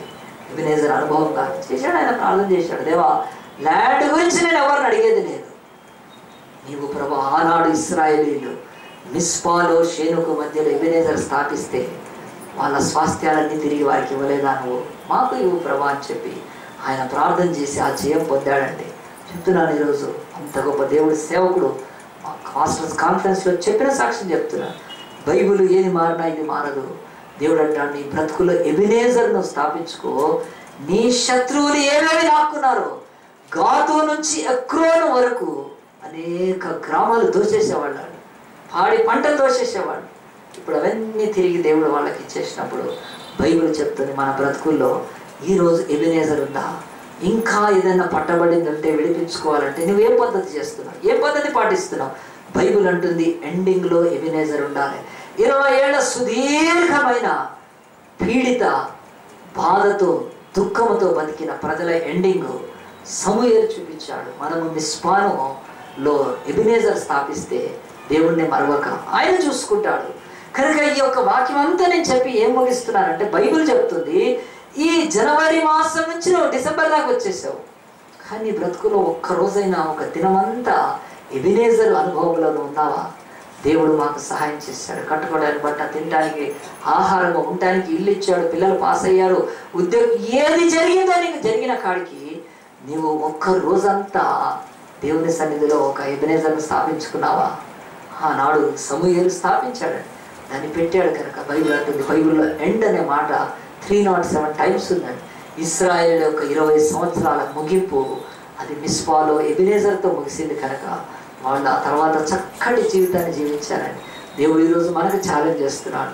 ఈరోజు మన బ్రతుకుల్లో ఎలాగో ఎండ్ చేయగలుగుతాం? ఇక్కడ ఒక క్లారిటీ కూడా ఉండాలండి. ఈ యొక్క ఎబినేజర్ పెట్టి ఆ యొక్క సమూయేలు ప్రార్థన చేశాడు, కానీ ఆ ఎబినేజర్ అనేది రాయి స్థాపించక ముందే అతడు ఒక బలిపీఠం పెట్టాడు. ఆయన ఒక బలిపీఠం కట్టి దాని మీద సర్వాంగ బలిగా ఒక ఏడాది గొర్రె పిల్లను సమర్పించాడు. ఈ రోజు ఇక్కడ కూర్చున్న వాళ్ళు ఎవరైనా రక్షింపబడిన వాళ్ళు ఉంటేనే వాళ్ళు ఎబినేజర్ స్థాపించుకోగలుగుతారు. రక్షణ లేని వాళ్ళకి ఇది చెందదండి నేను వాక్యం. ఎందుకనంటే ఈ రోజు గొర్రె పిల్లలు లేవు.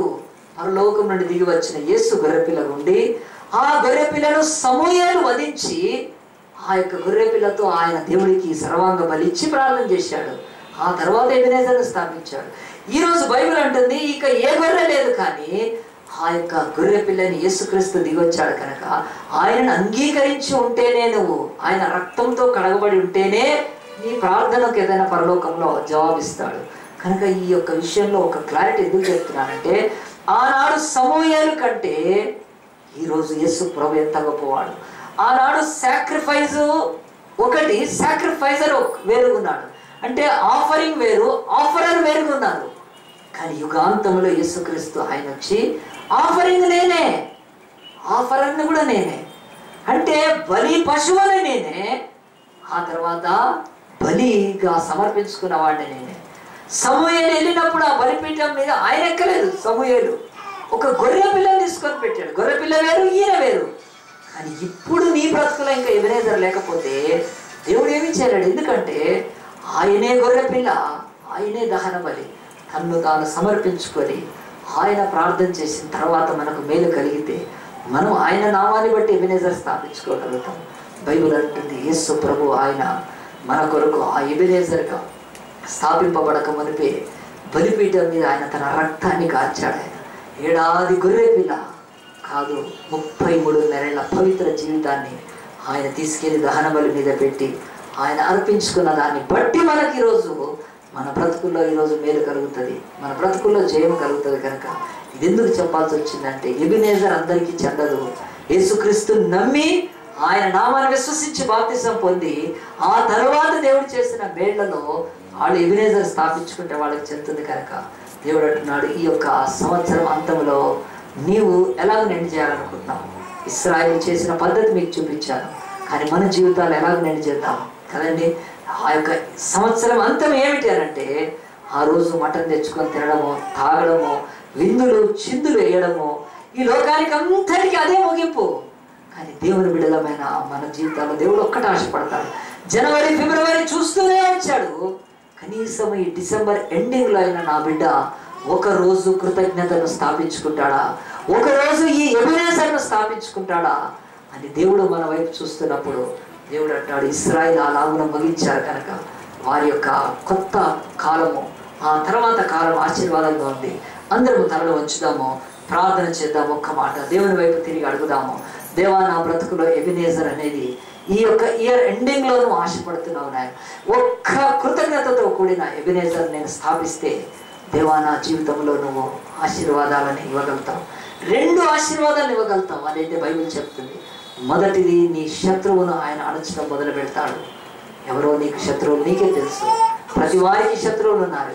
ఈరోజు వ్యాపారంలో శత్రువులు ఉండొచ్చు, ఉద్యోగం దగ్గర శత్రువులు ఉండొచ్చు, ఈరోజు ఇరుగు పొరుగు వారి ఇంట్లో ఉండొచ్చు శత్రువులు, ఎక్కడైనా ఉండొచ్చు శత్రువులు. కనుక దేవుని వాక్యం చెప్తుంది, నీ శత్రువులు నువ్వు కాదు జయించాల్సింది, నేను జయిస్తాను, నేను అడుస్తాను, కానీ నువ్వు ఎబెనేజర్ను స్థాపించు. ఈ సంవత్సరం చేసిన ఎంత గుర్తుందా అండి మీకు? ఈరోజు మానవుల బ్రతుకుల్లో, క్రైస్తవులకు కూడా ఏం గుర్తుందంటే హ్యాపీ బర్త్డే. ఆ బర్త్డే గుర్తుపెట్టుకుంటారు, వెడ్డింగ్ డేలు గుర్తుపెట్టుకుంటారు, కానీ నీ బ్రతుకులో ఎబెనేజర్ అనే రాయి స్థాపించిన ఆ దినం గుర్తుందా నీకు? ఖచ్చితంగా మోకాళ్ళకి ఒక రోజంతా, దేవా నా పట్ల నువ్వు చేసిన మేళ్లకు నేను ఇదిగో సమూయేలు స్థాపించిన రీతిగా మిస్పాకు షేనుకు మధ్యలో నాయన 2012కి 2013కి మధ్యలో ఒక ఎబెనేజర్ను స్థాపిస్తాను ప్రభా, నా సహాయపు రాయి నీవే అని నువ్వు చెప్పగలిగితే నువ్వు 2013లో ఎవరితో పోరాడనక్కర్లేదు. నీ పోరాటాలన్నీ ఆయనవే, నీ యుద్ధాలన్నీ ఆయనవే. దేవుడు అంటాడు నీ యొక్క కోల్పోయిన స్వాస్థ్యాలన్నీ కూడా ఆయనవే. కనుక దేవుని వాక్యం ఈరోజు మాట్లాడుతుంటే ఒక చిన్న తీర్మానం చేసుకుందామా? యేసయ్యా నిజమే, నేను ఇంతవరకు నా బ్రతుకులో ఎబెనేజర్ లేకుండా ఇయర్ ఎండ్ బ్యాష్లు, year end programs, year end చిందులు, ఇయర్ ఎండ్ ఏదో ఆనందాల కొరకు, ఇయర్ ఎండ్ ఏవో ఆ యొక్క సుఖాల కొరకు, ఇయర్లో ఎండ్లో ఏవో అమ్యూజ్మెంట్స్ కొరకు నేను ఆశపడుతూ దేవుని యొక్క సన్నిధిలో మరి నేను ప్రభువా అలాగ ముగించాను ప్రభా. స్వామి నాకు సహాయం చేయను ఆయన, నేను నా జీవితంలో ఈ సంవత్సరాంతంలో ఒక ఎబెనేజర్ను స్థాపిస్తానని ఒక చిన్న తీర్మానం చేసుకోగలుగుతావా? దేవుడు నీతో మాట్లాడుతుండగా దేవుని సన్నిధిలో అలాంటి తీర్మానం చేసుకుంటే మీరున్న చోటనే చేయి చూపిస్తే మీ కొరకు ప్రార్థన చేస్తాను. యేసయ్యా నీ దాసుడు చెప్పిన వాక్యం నాకు అర్థమైంది ప్రభా, నిజమే ఎన్నోసార్లు ప్రభా నాయన. ఇయర్ ఎండ్ అంటే ఎంజాయ్మెంట్, ఇయర్ ఎండ్ అంటే ప్రభా ఈ లోకంలో తమాషాలు, ఇయర్ ఎండ్ అంటే ప్రభా ఉత్సవాలే తప్ప నా బ్రతుకులో ప్రతి సంవత్సరం అలా వస్తుంది పోతుంది, కానీ నిరాశ నిస్పృహలతో ఉన్న నా బ్రతుకులో నాయన ఇంకా సమృద్ధి స్వాస్థ్యం లేదు నా బ్రతుకులో. అయ్యా నువ్వు ఇవ్వాలంటే నేను ఎబెనేజర్ను స్థాపించుకుంటాను ప్రభా, నాకు సహాయం చేయి అని చెప్పి ఒక్క తీర్మానం చేసుకుంటే నీ చేయి చూపిస్తే ప్రార్థన చేస్తాను. దేవునికే స్తోత్రం, దేవునికే స్తోత్రం. ప్రార్థన చేసుకుందాము, చేతులు దించి వేద్దాం, ప్రార్థన చేసుకుందాం. మహోన్నతుడా, పరిశుద్ధుడా, ప్రేమాస్వరూపి నీకే మహిమగంతలు కలుగును గాక నాయన. మరొకసారి యొక్క తండ్రి రాత్రి వేళ ప్రభా నా తండ్రి ఎండ్ అనే మాట బైబిల్లో 307 సార్లు ఉంది ప్రభా. ఈ యొక్క తండ్రి ఎండ్ అనేది నా తండ్రి నాయన ప్రతి ఒక్క దానికి ఉంది కనుక ప్రభా, కాలంలో లేని నువ్వు నా తండ్రి కాలాన్ని ప్రారంభించి ప్రభా నా తండ్రి దాన్ని ముగించే దేవుడిగా ఉన్నావు కనుక యేసయ్యా మరొక్కసారి నీ పవిత్ర పాదాల దగ్గర ప్రభా మేము కూడా మా జీవితంలో ప్రభా ఇశ్రాయేలీలు ప్రభా నాయన సమూయేలు ఆధ్వర్యంలో ప్రభా మిస్పాకు షేనుకు మధ్యలో స్థాపించిన ఎబెనేజర్ వలె మేము కూడా మా సహాయపు రాయిని ఒకటి స్థాపించి కృతజ్ఞతతో నాయన ఆ తర్వాత వచ్చే కాలం ఆశీర్వాదంలోకి వెళ్ళగలటప్పుడు మేము ఆ పని చేయడానికి సహాయం చేయండి ప్రభువా. కనికరించండి ఆయన.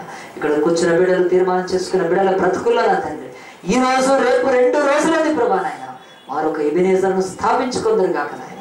అయ్యా ప్రార్థన కృతజ్ఞతతో నా తండ్రి వారు నాయన ఎబెనేజర్లో గొప్ప నిరీక్షణ కలిగి ముందుకు సాగుటకు ప్రభువా మీరే వారికి సహాయం దయచేసి దీవించి ఆశీర్వదించమని మరొక్కసారి ఆ తీర్మానాన్ని వారు కొనసాగించటకు ప్రతిష్ఠించుకొని దాని తర్వాత వచ్చే ఆశీర్వాదాలను పొందుకొనటకు మీరే కృపను సహాయం దయచేయమని ఈ కొద్ది మనవులను ప్రార్థనలను మా ప్రభు రక్షకుడైన యేసు పరిశుద్ధ నామాన్ని బట్టి అడిగి వేడుకుంటున్నాము తండ్రి. ఆమేన్.